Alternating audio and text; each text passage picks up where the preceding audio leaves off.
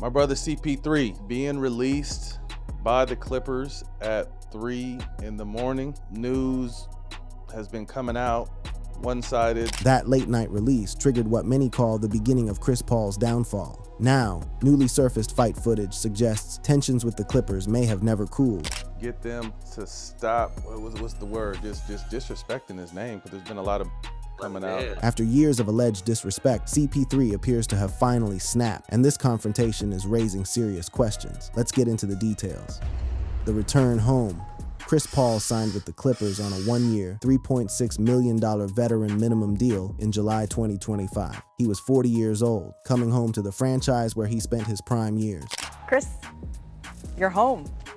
This is where you played for 6 seasons. You call Los Angeles home. How does it feel? Man, it feels great. It feels amazing.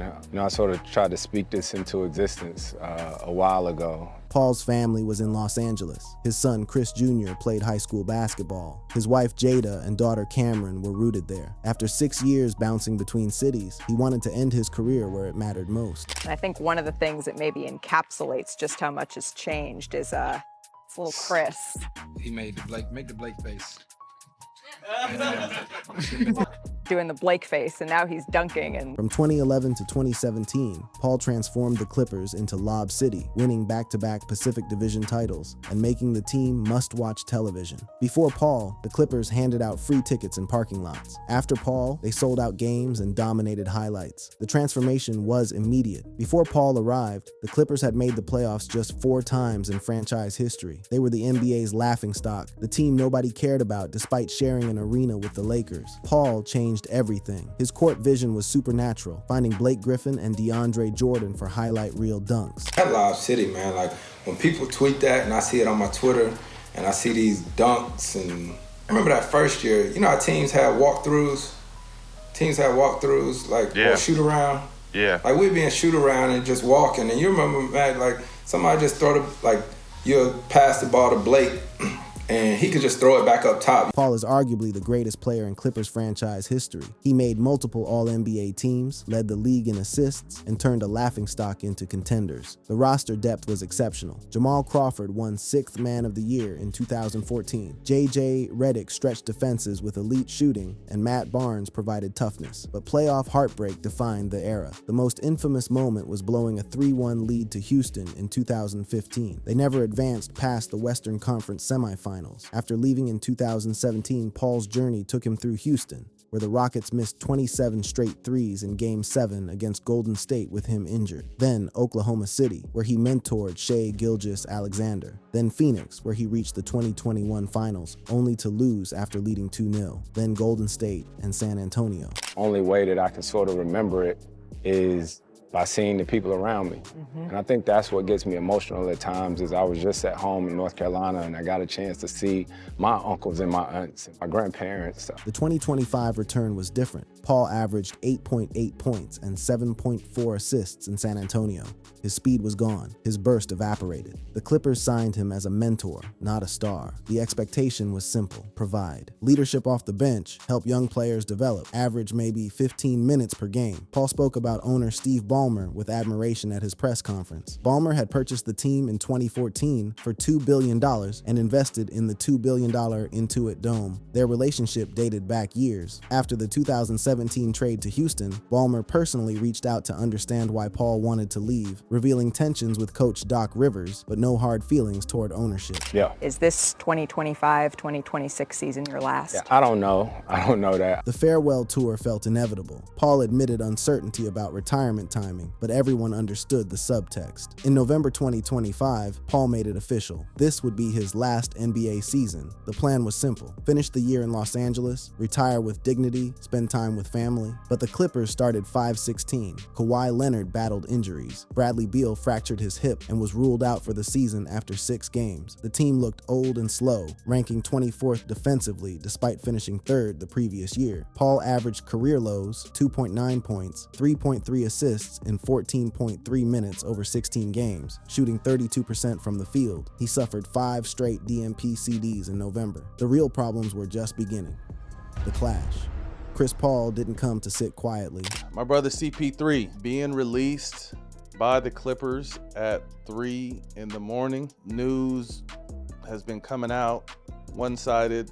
I know CP has been trying to get them to stop, what's the word? Just disrespecting his name, because there's been a lot of coming out. Paul saw a 5-16 team struggling on both ends. Players appeared disengaged. Defensive rotations broke down. He watched losses pile up and couldn't stay silent. Paul's leadership style had always been intense. He demanded accountability from everyone, teammates, coaches, management. In the Clippers locker room in 2025, it created friction. According to multiple reports, Paul clashed with head coach Tyronn Lue. The two hadn't spoken for weeks. Paul requested a meeting to address being labeled a negative presence. Lue refused. The breaking point came during a team flight. Paul questioned the staff's handling of Kawhi Leonard's minutes on a November 30th flight to Miami. He made suggestions about training methods, play execution, and player challenges. I know T. Lue, and obviously I never played for Van Gundy, but you see the staff, like, Chris is a strong personality. Absolutely. He leads by example.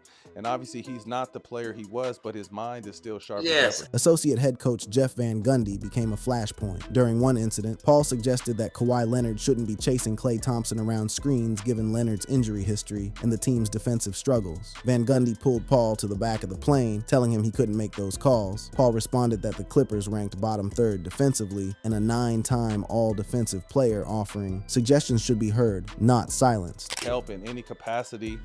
But I also heard, Max, and I can't say no names, but there's a snitch behind the scenes. Man, come on, Matt, we always know it. Yeah. Paul received a final warning from President Lawrence Frank. On November 11th, he apologized to the team for coming across too negative. He attempted to reset to find middle ground, but the issues persisted. The apology revealed deeper tension. Paul wasn't wrong. The Clippers were struggling defensively, players weren't executing properly, and the coaching staff seemed unable to fix fundamental problems. But in the modern NBA, holding teammates accountable can be perceived as toxic rather than helpful. Former Clippers guard Lou Williams later explained that Paul's criticisms initially targeted players and coaches, but escalated to include the front office. That became the straw that broke the camel's back. Critiquing management crossed a line the organization wouldn't tolerate. The Clippers are an organization I hold dear to my heart. I had a great run there, and we really have fun with those Lob City teams. But when you're a player, and I don't even know how young players think anymore, so maybe this is old school thinking, but when you see how they treat their two franchise players, probably the two jerseys that should go in the Intuit Dome are Chris Paul and Blake Griffin. Blake Griffin knew this pattern intimately. The Clippers signed Griffin to a 5-year extension in June 2017, promising he'd retire as a Clipper. 6 months later, they traded him to Detroit. Griffin called the experience devastating. The franchise sold him on loyalty, then discarded him without warning. Now they were doing it again. Paul's situation mirrored Griffin's. Veteran star, promises of homecoming, abrupt dismissal. The fundamental disconnect was simple. The Clippers wanted Paul as a quiet bench veteran. Paul saw himself as an extension of the coaching staff, a voice of accountability. Neither side was entirely wrong. Yes, sir. I'm very disappointed right now waking up to the news of CP being released by the Clippers. This morning? Yeah, this is to me at 3 a.m. by the way, too. In the morning? So damn. Paul's intensity grated on a struggling team, but he was also a 12-time All-Star with 21 years of experience, someone who had transformed losing franchises into contenders. His voice carried weight earned through decades of excellence. The Clippers chose to silence that voice. The divorce became inevitable. The midnight exile. December 3rd, 2025, Atlanta, Georgia, approximately 3 a.m. Eastern Time. Chris Paul's Instagram story, just found out I'm being sent home. The Clippers sent Chris Paul home. They didn't wave him, they didn't cut him. They were just like, go home.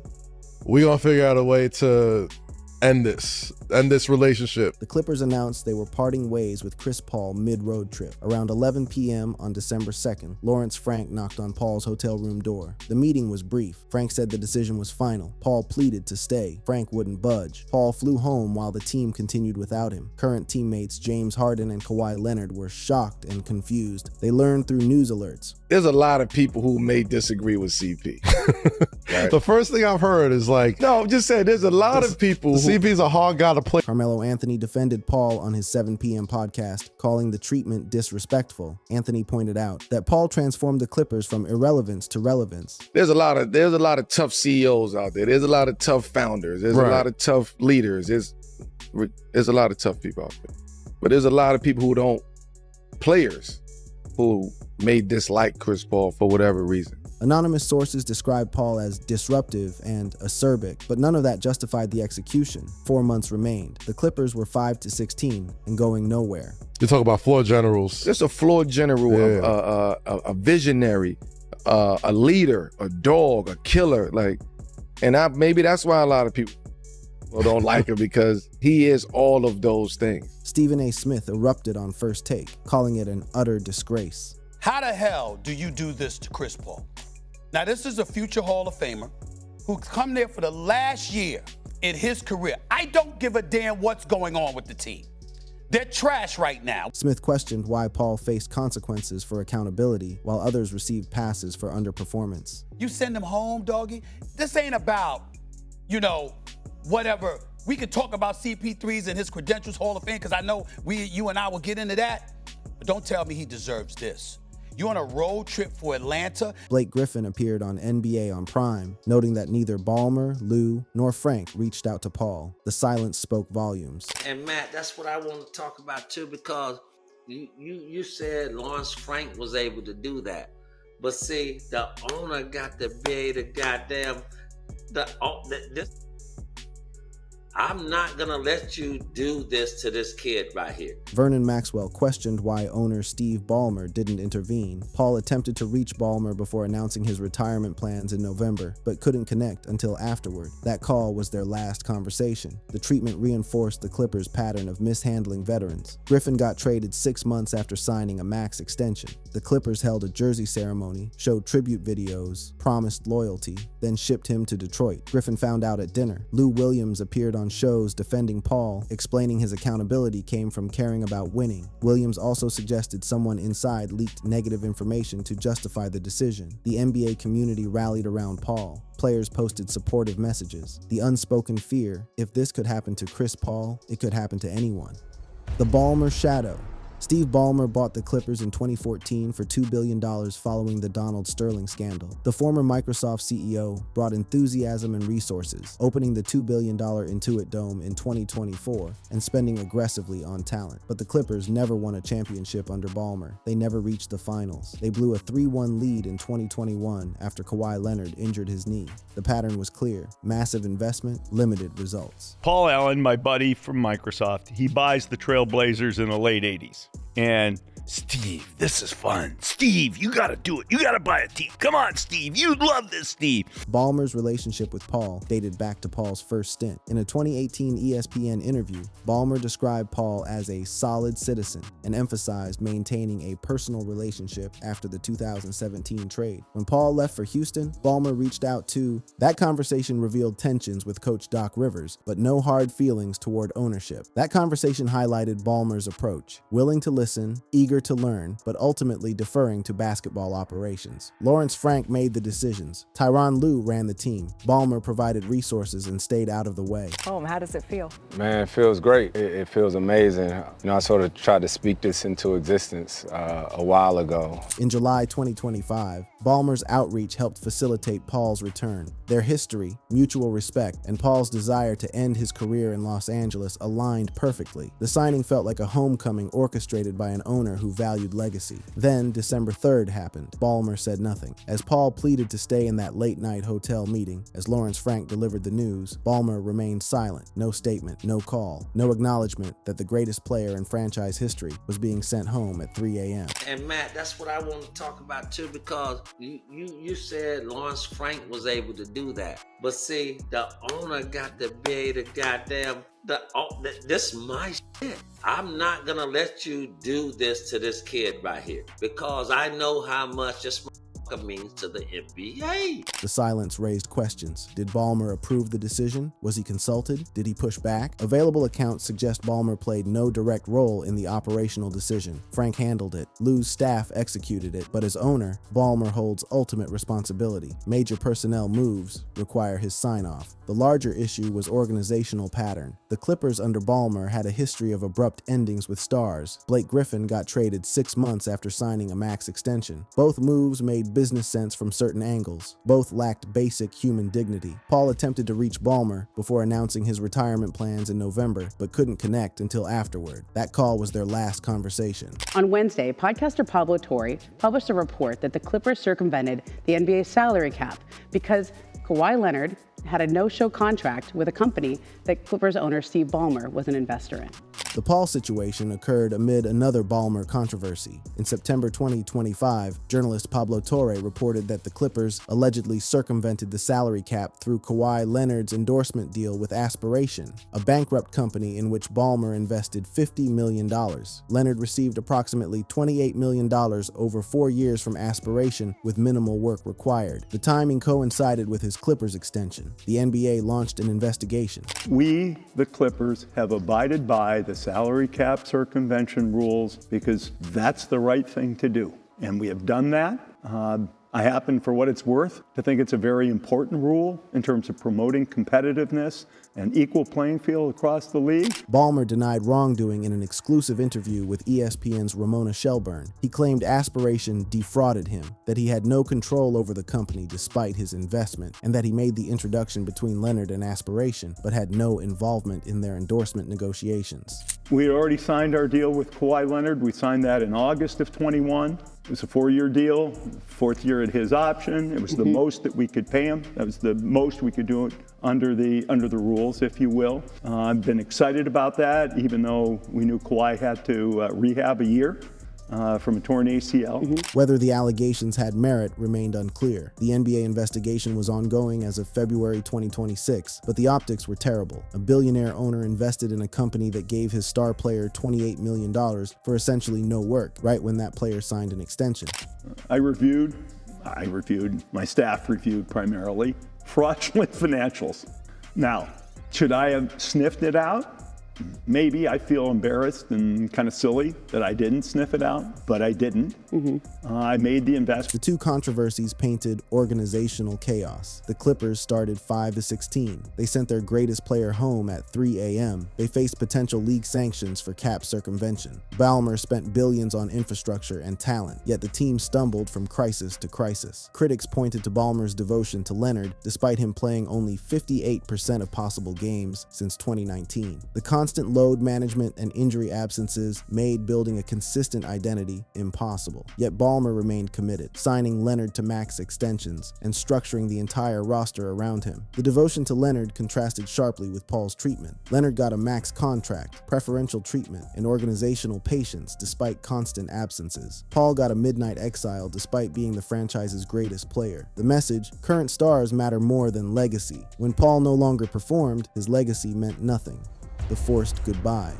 Chris Paul is officially retiring from the NBA. At the trade deadline, the Clippers traded him to the Toronto Raptors, who then waived him today, ending his 21-year career. After December 3rd, Paul remained on the Clippers roster, but never played again. His last NBA game was December 1st, 2025 against Miami. He sat in limbo for 2 months. It's sad to say, but when you go through it, you see it happening. Right, you see it snowballing slowly. It's like a train on the tracks. You see it, and you already know what to expect. In his first public comments, Paul took the high road. During a December 9th People magazine interview, he expressed no bitterness. Stuff's been a little crazy in the past few days, to say the least. But honestly, I'm home. I don't regret anything. He focused on family, noting he was at peace with everything and excited to be present for his children. Because there's a lot of people who may disagree with CP.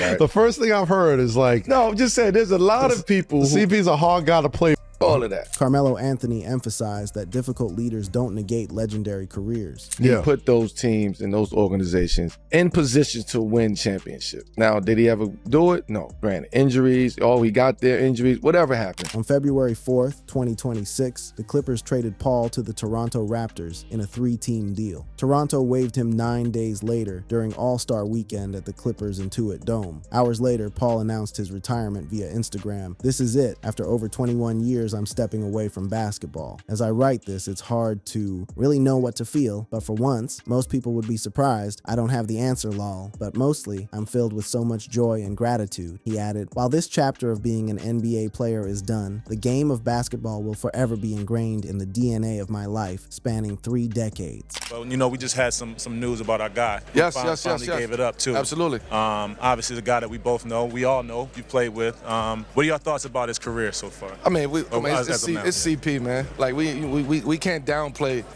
our point guard, man. NBA Commissioner Adam Silver praised Paul as one of the greatest point guards in NBA history. Tributes poured in from teams and former teammates. 6 of Paul's 7 teams posted farewells. The Clippers posted nothing for days. And Wendy, just curious your reaction to hearing that CP3 is hanging it up after 21 seasons. Yeah, unfortunately, this didn't go the way he thought this year, but I don't think that this will define any part of his career. Brian Windhorst called Paul a top 10 all-time point guard, if not top 5, and speculated on future roles: coaching, broadcasting, front office work. How would you characterize the legacy of those 21 years as a player? Top 10 all-time point guard. Some people would go top 5, top 6. I wouldn't dispute that. One of the things about Chris Paul is he'll always be known for his passing. Paul retired number 2 all-time in assists, 12,552, and steals, 2,728, trailing only John Stockton in assists. He made 12 All-Star teams, 11 All-NBA teams, and 9 All-Defensive teams. He was named to the NBA 75th anniversary team. His career spanned 7 teams across 21 seasons: New Orleans Hornets, Pelicans, Los Angeles Clippers twice, Houston Rockets, Oklahoma City Thunder, Phoenix Suns, Golden State Warriors, and San Antonio Spurs. He never won a championship. He reached the 2021 finals with Phoenix, losing to Milwaukee after holding a 2-0 lead. The 2015 Clippers collapse against Houston after leading 3-1, and the 2018 Rockets Game 7 loss when injured defined his career alongside other playoff heartbreaks. And what's Chris Paul's lasting legacy? Can you say best point guard of this generation? Over the last 20 years? In his 20-year career, he established himself in that period. No, I'm not. Him getting killed by Jordan, like. Absolutely. He got one. Name me one better. Steph Curry? The persona is different. Steph Curry's better. Yeah, point guard, right? What? We're not doing that, Brandon. We're not gonna go semantics with you, man. The Steph Curry comparison was inevitable. Curry won 4 championships and revolutionized 3-point shooting, but Curry played as a scoring guard in a system designed around his shooting. Paul embodied the traditional point guard: facilitator, floor general, defensive anchor. Paul stood among point guard legends: Magic Johnson, John Stockton, Steve Nash, Jason Kidd, Gary Payton. His 21-year career was the longest by any point guard in NBA history. Defensively, Paul was relentless. Standing just 6'1", he made 9 all-defensive teams through sheer effort and intelligence. His 2,728 career steals rank 2nd all-time, a testament to his defensive instincts and longevity. The forced goodbye robbed him of a proper farewell. He announced retirement in November 2025, expecting a full season. He got 21 games, a midnight exile, and a trade to a team that immediately waived him. Out of respect, and this is why I say that there's no level of respect. When it's time for you to go, legacy doesn't mean shit in a sense. Because when they want you out of there, they don't think about legacy. Carmelo Anthony captured it. When teams decide a player's time is up, legacy becomes meaningless. The Clippers had 4 months in a lost season. They sat at 5-16 with no playoff hopes. Letting Paul finish would have cost nothing and meant everything. They chose expediency over dignity. And now you're embarrassed. Yeah. So imagine CP right now. He's embarrassed that my own organization that I brought back to relevance is shitting on me. Paul handled it with grace. No public criticism, no attacks on Lou or Frank. He took the high road and moved forward, but the basketball world remembered. Blake Griffin called out the organization. Stephen A. Smith delivered passionate rants. Lou Williams defended Paul's accountability. The consensus was overwhelming. The Clippers mishandled their greatest players goodbye. Just wanted him to get certified love legend and the flowers that he deserved, man. Yeah. Certified legend. He deserves this game. Chris Paul's 21-year career ended not with celebration, but with a forced announcement during All-Star Weekend at the arena his former team called home. The point god walked away with no championship, but with respect from peers, admiration from fans, and a legacy as one of basketball's all-time greats. The Clippers walked away with shame. Liked this video? Don't forget to explore more similar content through the suggested cards on your screen.